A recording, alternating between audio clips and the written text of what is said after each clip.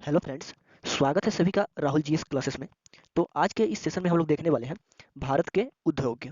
तो भारत के उद्योग सबसे पहले हम लोग देखेंगे कि थ्योरी से किस प्रकार के क्वेश्चन बनते हैं और किस प्रकार से जो है एग्जाम में क्वेश्चन आते हैं। तो सबसे पहले हम बात करेंगे भारत के उद्योग की। तो उद्योग का संबंध उन आर्थिक गतिविधियों से है जो कच्चे माल को पक्के माल के रूप में अथवा विक्रय योग्य अवस्था में लाते हैं। तो यहाँ पे कच्चे माल और पक्के माल का अर्थ क्या हुआ कि जो कच्चा मटेरियल है उसको अगर कुछ बनाते हैं तो वो क्या हो जाता है, पक्का मटेरियल हो जाता है और उसको हम क्या करते हैं, सेल करते हैं या विक्रय करते हैं। तो उसी को हम बोलते हैं कच्चे माल से पक्के माल के रूप में अथवा विक्रय योग्य अवस्था में लाना। तो जैसे एग्जाम्पल के तौर पे हम लोग देख सकते हैं कि गन्ने से चीनी को बनाना। जैसे कि क्या है, गन्ना एक मतलब रॉ मटेरियल है, कच्चा माल है। तो गन्ने की मतलब उससे रस निकालने के बाद उसके बाद जो भी प्रक्रिया के दौरान चीनी बनती है, तो और चीनी बनने के बाद जो मार्केट में आती है, और तो हम लोग उससे क्या कहते हैं, पक्का माल या पक्का माल कहते हैं। ठीक है, इतना तक क्लियर है। अब हम देखते हैं कि उद्योगों का वर्गीकरण किस प्रकार से किया गया है। तो सबसे पहले उद्योगों का वर्गीकरण किस प्रकार से किया गया है। सबसे पहले है कृषि आधारित उद्योग है। ठीक है, दूसरे पे क्या है, खनिज आधारित उद्योग है। तीसरे नंबर पे क्या है, खनिज तकनीक प्लस खनिज प्लस तकनीक आधारित उद्योग है। और चौथे नंबर पे क्या है, वन आधारित उद्योग है। तो आइए इन सभी में मतलब किस कृषि आधारित उद्योग का क्या मतलब है और खनिज आधारित उद्योग का क्या मतलब है और खनिज प्लस तकनीक आधारित उद्योग का क्या मतलब है और वन आधारित उद्योग का क्या मतलब है, इन सभी को हम लोग जानते हैं और डिस्कस करते हैं। तो कृषि आधारित उद्योग, तो कृषि आधारित उद्योग की बात करें तो इसमें कौन कौन से आते हैं, सूती वस्त्र उद्योग आते हैं, उसके बाद चीनी उद्योग आते हैं कृषि आधारित उद्योग में। अब बात करते हैं खनिज आधारित उद्योग की।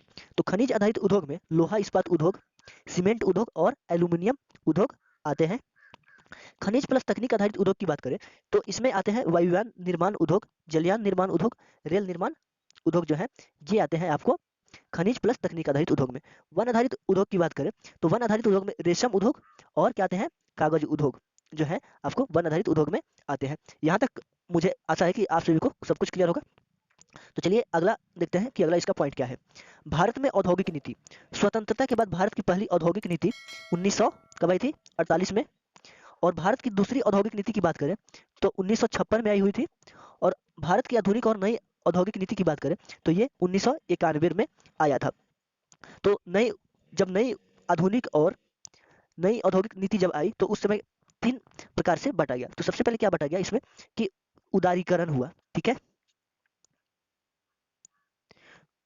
उदारीकरण, और उसके बाद हम प्राइवेट निजीकरण, और तीसरे नंबर पे क्या है, वैश्वीकरण। तो इसको हम लोग शॉर्ट फॉर्म में क्या लिख सकते हैं, पेंसिल ले लेते हैं, इसको हम क्या लिख सकते हैं, एल पी जी। दोस्तों यहाँ पे याद रखिएगा कि ये जो एलपीजी है वो रसोई वाला एलपीजी नहीं है। यहाँ पे मात्र एक मतलब कहे तो पढ़ने के हिसाब से, जो कि मतलब नॉलेज को इंप्रूव करे और याद करने या ट्रिक के हिसाब से बनाया गया है यहाँ पे। तो आइए जानते हैं कि आखिर एलपीजी मॉडल है क्या। तो सबसे पहले एल का यहाँ पे मीनिंग क्या हो जाएगा, उदारीकरण यानी लिबरलाइजेशन। पी से क्या हो जाएगा, प्राइवेटाइजेशन, और जी से क्या हो जाएगा, ग्लोबलाइजेशन। तो उदारीकरण होता क्या है, उदारीकरण वो होता है जो सरकारी नियंत्रण को शिथिल या समाप्त करने की क्रियाविधि ही क्या कहते हैं, उदारीकरण कहते हैं। इसके अंतर्गत निजीकरण भी शामिल है। अब हम बात करते हैं प्राइवेटाइजेशन की यानी निजीकरण की। तो सार्वजनिक क्षेत्र में पूंजी या प्रबंधन या दोनों में निजी क्षेत्र की भागीदारी बढ़ाना अथवा निजी क्षेत्र को सौंप देना ही क्या कहलाता है, प्राइवेटाइजेशन कहलाता है यानी निजीकरण कहलाता है। और ग्लोबलाइजेशन का क्या मतलब हुआ कि किसी अर्थव्यवस्था को विश्व की अर्थव्यवस्था से जोड़ देना ही क्या होता है, ग्लोबलाइजेशन होता है। ऐसा करने से क्या होता है कि जो जो हमारे उक्त क्षेत्र है, निजी कार्य कुशलता है, तकनीकी या ज्ञान होता है, वो सारे बढ़ जाते हैं और जो व्यापार के जो साधन है वो खुल जाते हैं। तो अब देखते हैं हम कि सबसे पहले हम बात करते हैं खनिज आधारित उद्योग की। और खनिज आधारित उद्योग में सबसे पहले हम देखते हैं लौह इस्पात उद्योग। तो आयरन स्टील इंडस्ट्रीज। तो देश में पहला लौह इस्पात कारखाना कब खोला गया था, 1874 ईस्वी में बराकर नदी के किनारे कुल्टी, आसनसोल, पश्चिम बंगाल में नमक स्थान पर। ठीक है, बाद में बंगाल आयरन वर्क्स बीआईडब्ल्यू के रूप में स्थापित किया गया। बाद में यह कंपनी फंड के अभाव में बंद हो गई। ठीक है, तो इसे बंगाल सरकार ने अधिग्रहण कर लिया और इसका क्या नाम रखा, दोस्तों ये इंपॉर्टेंट है कि इसका जो नाम रखा, न्यू नाम रखा, वो बराकर आयरन वर्क्स रखा। ठीक है, देश में सबसे पहले बड़े पैमाने पर कारखाना 1960 ईस्वी में तत्कालीन बिहार राज्य में स्वर्ण रेखा नदी की घाटी में साक्षी नामक स्थान पर जमशेद जी टाटा द्वारा स्थापित किया गया था। ठीक है, अब हम बात करते हैं कि स्वतंत्रता के पूर्व कौन कौन से लौह इस्पात कारखाने जो थे वो हमारे देश में थे। तो सबसे पहले हम बात करते हैं तो भारतीय लौह इस्पात कंपनी थी और इसकी स्थापना कब हुई थी। इसकी जो स्थापना है वो 1918 ईस्वी में पश्चिम बंगाल में दामोदर नदी घाटी में हीरापुर, बाद में इसे क्या कहा गया, बर्नपुर कहा गया, नामक स्थान पर हुई थी। यहाँ 1922 ईस्वी से उत्पादन शुरू हुआ। ये जो भारतीय लौह इस्पात कंपनी है इसका जो उत्पादन शुरू हुआ 1922 ईस्वी से शुरू हुआ और 1918 में ये क्या हुआ, स्थापना हुआ। आगे चलकर कुल्टी, बर्नपुर तथा हीरापुर स्थित संयंत्र को इसी में क्या कर दिया गया, इसी में मिला दिया गया। ठीक है, दूसरे की बात करते हैं तो Mysore iron and steel works है। इसकी जो स्थापना हुई है वो 1923 ईस्वी में मैसूर राज्य, वर्तमान मैसूर का क्या नाम है, वर्तमान नाम जो है इसका कर्नाटक है, के भद्रावती नामक स्थान पर स्थापित किया गया था। इसका वर्तमान नाम Visvesvaraya iron and steel company limited VISCL है। Mysore iron and steel works जो है इसका जो न्यू नाम है वो Visvesvaraya iron and steel company limited है और इसका जो शॉर्ट फॉर्म है VISCL है। ठीक है, तीसरे की बात करते हैं तो स्टील कॉर्पोरेशन ऑफ बंगाल। इसकी जो स्थापना हुई थी वो 1937 ईस्वी में बर्नपुर, पश्चिम बंगाल में की गई थी। बाद में 1953 ईस्वी में भारतीय लौह इस्पात कंपनी में क्या कर दिया गया, मिला दिया गया। ठीक है, अब हम बात करते हैं स्वतंत्रता के पश्चात स्थापित लौह इस्पात कारखाना, यानी जब स्वतंत्रता मिल गई उसके बाद हमारे देश में जो कारखाने स्थापित हुए वो कौन कौन से कारखाने हैं। तो सबसे पहले हम बात करते हैं दूसरी पंचवर्षीय योजना की। तो दूसरी पंचवर्षीय योजना का कार्यकाल क्या था, 1956 से 61 था और दूसरी पंचवर्षीय योजना के काल में ही ये जो है जो कंपनियां हैं लौह इस्पात कंपनियां, सबसे पहले है भिलाई इस्पात संयंत्र जिसकी स्थापना 1955 ईस्वी में हुई थी और यह मध्य प्रदेश में है। और किसकी सहायता से यह स्थापित हुआ था, तो सोवियत संघ यानी रूस की मदद से। पुराना नाम जो इसका है USSR, रसिया है। ठीक है, दूसरे की बात करते हैं तो दूसरा जो कंपनी है हिंदुस्तान स्टील लिमिटेड राउरकेला, यानी ये कहाँ पे स्थित है, उड़ीसा में स्थित है और यह किसकी मदद से बनाया गया था, तो यह जर्मनी की मदद से बनाया गया था। तीसरे की बात करते हैं तो हिंदुस्तान स्टील लिमिटेड दुर्गापुर है। ठीक है, और इसकी जो स्थापना है वो 1956 में वेस्ट बंगाल में की गई थी और किसके मदद से की गई थी, तो यह ब्रिटेन की मदद से की गई थी। ये जो तीनों कंपनियां हैं वो दूसरी पंचवर्षीय योजना के कार्यकाल में स्थापित हुई और जिसका जो दूसरी पंचवर्षीय योजना का अगर कार्यकाल पूछे क्या है तो यह 1956 से 1961 है। तो अब तीसरी पंचवर्षीय योजना के कार्यकाल में कौन कौन सी कंपनियां स्थापित हुई वो हम लोग जानते हैं। तो तीसरी पंचवर्षीय योजना का सबसे पहले कार्यकाल क्या था, तीसरी पंचवर्षीय योजना का कार्यकाल जो था वो 1961 से 1966 तक था। और तीसरी पंचवर्षीय योजना के कार्यकाल में कौन कौन सी कंपनियां स्थापित हुई, तो मात्र एक ही कंपनी है बोकारो स्टील प्लांट, जिसकी स्थापना 1968 में वेस्ट बंगाल में हुई और किसकी मदद से हुई, तो सोवियत संघ, रूस की मदद से हुई। ठीक है, अब बात करते हैं हम चौथी पंचवर्षीय योजना की। तो चौथी पंचवर्षीय योजना का जो कार्यकाल था क्या था, 1969 से 1974 था। तो आप कहेंगे कि इसमें 1974 कैसे और 1969 कैसे, क्योंकि जो तीसरी पंचवर्षीय योजना का कार्यकाल था वो 61 से 66 था। तो इतना गैप क्यों, तो ये जो गैप है ना 67-68 का, तो वो क्या था, योजना अवकाश था। ठीक है, अब बात करते हैं कि चौथी पंचवर्षीय योजना में कौन कौन सी कंपनियां स्थापित हुई। तो पहली कंपनी है सलेम इस्पात संयंत्र जो कि कहाँ है, तमिलनाडु सलेम में है। दूसरी कंपनी है विशाखापत्तनम इस्पात संयंत्र जो कि विशाखापत्तनम आंध्र प्रदेश में है। और तीसरी कंपनी है विजयनगर इस्पात संयंत्र जो कि हॉस्पिट बेलारी जिला कर्नाटक में स्थित है। ठीक है, तो अब बात करते हैं कि इससे किस प्रकार के क्वेश्चन बनते हैं, कैसे क्वेश्चन बनते हैं कि, तो इस प्रकार से क्वेश्चन बनेंगे कि भिलाई इस्पात संयंत्र की स्थापना कब हुई थी, तो 1955 में हुई थी। किसकी मदद से हुई थी, तो रसिया की मदद से हुई थी। अब अब बात करते हैं तो और किस पंचवर्षीय योजना के कार्यकाल में हुई थी, तो दूसरी पंचवर्षीय योजना के कार्यकाल में हुई थी। दूसरी पंचवर्षीय योजना का कार्यकाल क्या था, तो दूसरी पंचवर्षीय योजना का कार्यकाल जो था 1956 से 61 था। तो सेम जो बताया इसी टाइप से मात्र क्वेश्चन बनते हैं, सभी से इसी प्रकार के क्वेश्चन बनेंगे। ठीक है, अब हम बात करते हैं एल्युमिनियम इंडस्ट्री की। तो भारत में एल्युमिनियम का पहला कारखाना कब कब स्थापित किया गया, तो 1937 में स्थापित किया गया। और कहाँ पे स्थापित किया गया, तो ये पश्चिम बंगाल में स्थापित किया गया, आसनसोल के निकट जेके नगर में स्थापित किया गया। जेके नगर जो कि वेस्ट बंगाल में है वहां पे स्थापित किया गया। 1938 में 4 कारखाने तत्कालीन बिहार राज्य के मुरी, दूसरा क्या है केरल, तीसरा है अलवाय और चौथा पश्चिम बंगाल के बेलूर तथा उड़ीसा के हीराकुद में स्थापित किया गया। अब हम बात करते हैं कि भारत के प्रमुख जो एल्युमिनियम कंपनियां हैं वो कौन कौन सी हैं। तो भारत की जो प्रमुख एल्युमिनियम कंपनियां हैं वो सबसे पहले है बाल्को। ठीक है, यह किसकी मदद से स्थापित किया गया, तो रूस की मदद से स्थापित किया गया।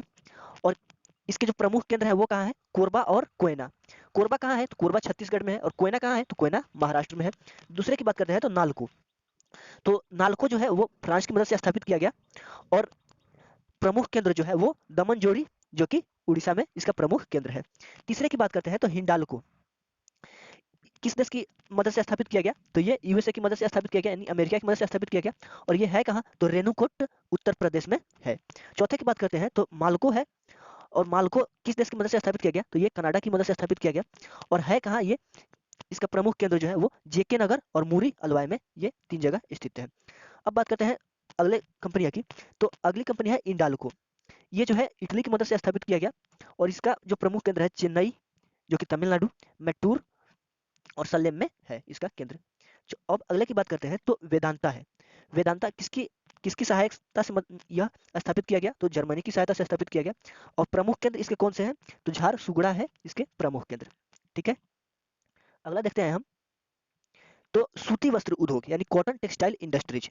तो आधुनिक ढंग से सूती वस्त्र की पहली मिल की स्थापना 1818 ईस्वी में की गई थी, कोलकाता के समीप फोर्ट ग्लास्टर में की गई थी। किंतु क्या हुआ? यह असफल रही, यानी ये नहीं चली। तो सबसे पहला सफल आधुनिक सूती कपड़ा कारखाना 1854 में स्थापित किया गया। ये क्वेश्चन पूछेगा अगर कि सबसे पहले सफल आधुनिक सूती कपड़ा कारखाना कब स्थापित किया गया? तो 1854 में स्थापित किया गया। कहाँ स्थापित किया गया? तो यह मुंबई में कवासजी डावर द्वारा स्थापित किया गया, जिसमें 1856 से उत्पादन प्रारंभ हुआ, यानी 1854 में मतलब इसका जो निर्माण हुआ, और 56 से क्या हुआ? इसका उत्पादन प्रारंभ हुआ। सूती वस्त्र उद्योग सर्वाधिक केंद्रीकरण महाराष्ट्र और गुजरात राज्य में है, यानी जो सूती वस्त्र सबसे ज़्यादा होते हैं वो गुजरात और महाराष्ट्र में जो कंपनियां हैं वो वहाँ पे है। और अन्य प्रमुख केंद्र की बात करें तो पश्चिम बंगाल है, मध्य प्रदेश है, तमिलनाडु है, आंध्र प्रदेश और केरल और उत्तर प्रदेश है। अब हम बात करते हैं कि 2-3 क्वेश्चन बनते हैं कि भारत के सूती वस्त्रों की राजधानी किसे कहते हैं? तो ये कहते हैं दोस्तों मुंबई को कहते हैं। उत्तर भारत का मैनचेस्टर किसे कहते हैं? तो ये कानपुर को कहते हैं। दक्षिण भारत का मैनचेस्टर किसे कहते हैं? तो ये कोयम्बटूर को कहते हैं। और भारत का बोस्टन किसे कहते हैं? तो ये अहमदाबाद को कहते हैं। ये क्वेश्चन पूछे जाते हैं सभी एग्जाम में। तो यहाँ तक हमने देखा, यहाँ तक हमने देखा जो कि थे थ्योरी। अब हम देखेंगे इससे एमसीक्यू, जो कि प्रीवियस एग्जाम में। तो सबसे पहले बात करते हैं भारत में निम्नलिखित उद्योग में से किस उद्योग में सार्वजनिक क्षेत्र में सबसे अधिक पूंजी है? तो सबसे अधिक पूंजी किस क्षेत्र में है? तो वो लौह इस्पात उद्योग में है। ठीक है, अगला क्वेश्चन देखते हैं। आधुनिक लौह इस्पात उद्योग का वास्तविक प्रारंभ किस स्थान पर स्थापित कारखाने के साथ हुआ था? तो 1 मिनट जरा पेंसिल ले लेते हैं। तो आधुनिक जो लौह इस्पात उद्योग है उसका जो प्रारंभ हुआ था वो कुल्टी पश्चिम बंगाल में हुआ था। ठीक है, अगला क्वेश्चन देखते हैं। तट आधारित इस्पात संयंत्र कहाँ स्थित है? जो भी क्वेश्चन है दोस्तों ये सबके सब प्रीवियस ईयर एग्जाम में पूछे जा चुके हैं। तो तट आधारित जो उद्योग है वो विशाखापत्तनम आंध्र प्रदेश में है। अगला क्वेश्चन देखते हैं। दुर्गापुर लौह इस्पात संयंत्र किस देश के सहयोग से स्थापित किया गया? तो दुर्गापुर लौह इस्पात संयंत्र जो है वो ब्रिटेन की सहायता से मतलब स्थापित किया गया। ठीक है, अगला क्वेश्चन देखते हैं। राउरकेला इस्पात संयंत्र की स्थापना हुई थी। ये जो क्वेश्चन है यूपीपीसीएस 2013 में पूछा जा चुका है। दोस्तों बता रहा हूँ कि सभी के जो सभी क्वेश्चन है वो वेरी वेरी इंपॉर्टेंट है, क्योंकि सभी जो क्वेश्चन है वो पीवाईक्यू है, प्रीवियस ईयर क्वेश्चन है, क्योंकि सभी एग्जाम में पूछे जा चुके हैं। तो राउरकेला इस्पात संयंत्र की जो स्थापना है वो जर्मनी के सहयोग से क्या हुआ था? स्थापित हुआ था। अगला क्वेश्चन देखते हैं। भिलाई संयंत्र किसकी मदद से स्थापित हुआ था? तो भिलाई जो है वो रूस के सहयोग से स्थापित हुआ था। रूस की सहायता से स्थापित लौह इस्पात संयंत्र है। तो रूस की जो सहायता से इसमें लौह इस्पात संयंत्र है वो इनमें से सभी हैं, बोकारो भी है, भिलाई भी है और विशाखापत्तनम भी है। ठीक है, अगला क्वेश्चन देखते हैं। भिलाई, दुर्गापुर और राउरकेला में लौह इस्पात संयंत्र की स्थापना किस पंचवर्षीय योजना के दौरान हुई थी? तो द्वितीय पंचवर्षीय योजना के दौरान हुई थी। और द्वितीय पंचवर्षीय योजना का कार्यकाल क्या था? तो 1951 से 1956 था द्वितीय पंचवर्षीय योजना का कार्यकाल। कोयले की स्थानीय पूर्ति उपलब्ध नहीं है। तो कोयले की स्थानीय जो पूर्ति है वो भद्रावती VISL में नहीं है। ठीक है, भारत में इस्पात कारखाने का कौन सा समूह स्वतंत्रता के पश्चात बनाए गए थे? तो कौन से जो समूह है वो स्वतंत्रता के पश्चात बनाए गए थे? तो भिलाई, दुर्गापुर और राउरकेला जो है स्वतंत्रता के पश्चात बनाए गए थे। और कब बनाए गए थे? तो द्वितीय पंचवर्षीय योजना के दौरान बनाए गए थे। ठीक है, अगला क्वेश्चन देखते हैं। भारत में प्रथम कपास मिल सूती वस्त्र उद्योग की स्थापना किस शहर में हुई थी? तो सूती वस्त्र उद्योग की जो सबसे पहले स्थापना हुई थी वो कोलकाता वेस्ट बंगाल में हुई थी। भारत का कौन सा उद्योग बड़ी संख्या में कार्यकर्ता नियुक्त करता है? तो बड़ी संख्या में कौन सा उद्योग है जो कार्यकर्ता नियुक्त करता है? तो वो वस्त्र उद्योग है जो कि बड़ी संख्या में कार्यकर्ता को नियुक्त करता है। ठीक है, विभाजन के कारण भारत का कौन सा उद्योग बुरी तरह प्रभावित हुआ? तो विभाजन के कारण जो हुआ वो जूट और रुई उद्योग जो है वो बहुत बुरी तरह से प्रभावित हुआ। देश में आधुनिक तकनीक पर आधारित ऊनी कपड़े का प्रथम कारखाना कानपुर में लाल इमली के नाम से स्थापित किया गया। लाल इमली के नाम से क्या किया गया? स्थापित किया गया। ठीक है। और इसकी स्थापना कब की गई ये बताना है। तो इसकी जो स्थापना है वो 1876 ईस्वी में की गई। ठीक है। इसकी जो स्थापना है वो 1876 ईस्वी में की गई। अगला क्वेश्चन देखते हैं, पंजाब में कौन सा स्थान होजरी उद्योग के लिए प्रसिद्ध है? तो पंजाब में लुधियाना जो है वो होजरी उद्योग के लिए प्रसिद्ध है। अब इसमें है कि सुमेलित कीजिए, सूची 1 को सूची 2 से सुमेलित करना है। नीचे एक कूट दिया गया है और कूट में जो आंसर दिया गया है उसके हिसाब से आप सभी को बताना है। ठीक है। तो पूर्व का बोस्टन, तो पूर्व का बोस्टन किसे कहते हैं? अहमदाबाद को कहते हैं। सूती वस्त्रों की राजधानी किसे कहते हैं? तो मुंबई को कहते हैं। उत्तर भारत का मैनचेस्टर किसे कहते हैं? तो कानपुर को कहते हैं। और दक्षिण भारत का मैनचेस्टर किसे कहते हैं? तो कोयम्बटूर को कहते हैं। तो इसका जो राइट आंसर हो जाएगा वो क्या हो जाएगा? ए हो जाएगा, यानी 2 4 3 1 हो जाएगा। ठीक है। देश में रेशम उद्योग का सर्वाधिक स्थानीयकरण किस राज्य में हुआ? तो रेशम उद्योग का जो सर्वाधिक स्थानीयकरण है वो कर्नाटक राज्य में हुआ और कर्नाटक रेशम उत्पादन में प्रथम और अग्रणी राज्य भी है। ठीक है। भारत में सीमेंट उत्पादन में अग्रणी राज्य है, तो सीमेंट उत्पादन में जो है वो राजस्थान अग्रणी राज्य है। ठीक है। निम्न में कौन वन आधारित उद्योग नहीं है? तो कौन सा इसमें है जो वन आधारित उद्योग नहीं है? तो इसमें जो सीमेंट है जो है वो वन आधारित उद्योग नहीं है। ठीक है। अगला देखते हैं, कटनी में स्थित है, तो कटनी में जो है कौन सा कारखाना स्थित है ये बताना है। तो कटनी में जो है वो सीमेंट कारखाना स्थित है जो कि मध्य प्रदेश में स्थित है। ठीक है। निम्नलिखित में से कौन सीमेंट कारखाना हरियाणा राज्य में स्थित है? तो कौन सा जो है वो हरियाणा राज्य में स्थित है? तो डालमिया दादरी जो है वो हरियाणा राज्य में स्थित है। सीमेंट उद्योग की स्थापना के लिए निम्न में से किसकी उपस्थिति अधिक प्रभावी होती है? तो सीमेंट उद्योग में जो है वो जिप्सम और कोयले की जो है वो अधिकतम उपस्थिति जो है वो प्रभावी होती है। ठीक है। सीमेंट उत्पादन में भारत का विश्व में कौन सा स्थान है? तो सीमेंट उत्पादन में जो है विश्व में भारत का जो स्थान है वो दूसरा स्थान है। ठीक है। भारत में प्रथम उर्वरक संयंत्र 1906 ईस्वी में कहाँ स्थापित किया गया? तो भारत में जो प्रथम उर्वरक संयंत्र है वो रानीपेट में स्थापित किया गया। भारत में प्रथम सीमेंट संयंत्र 1904 ईस्वी में कहाँ स्थापित किया गया? तो सबसे पहला जो सीमेंट संयंत्र है वो चेन्नई तमिलनाडु में स्थापित किया गया। ठीक है। भारत में सार्वजनिक क्षेत्र के अंतर्गत सर्वप्रथम उर्वरक संयंत्र स्थापित किया गया। तो सार्वजनिक क्षेत्र के अंतर्गत जो सर्वप्रथम उर्वरक संयंत्र स्थापित किया गया वो सिंदरी में स्थापित किया गया।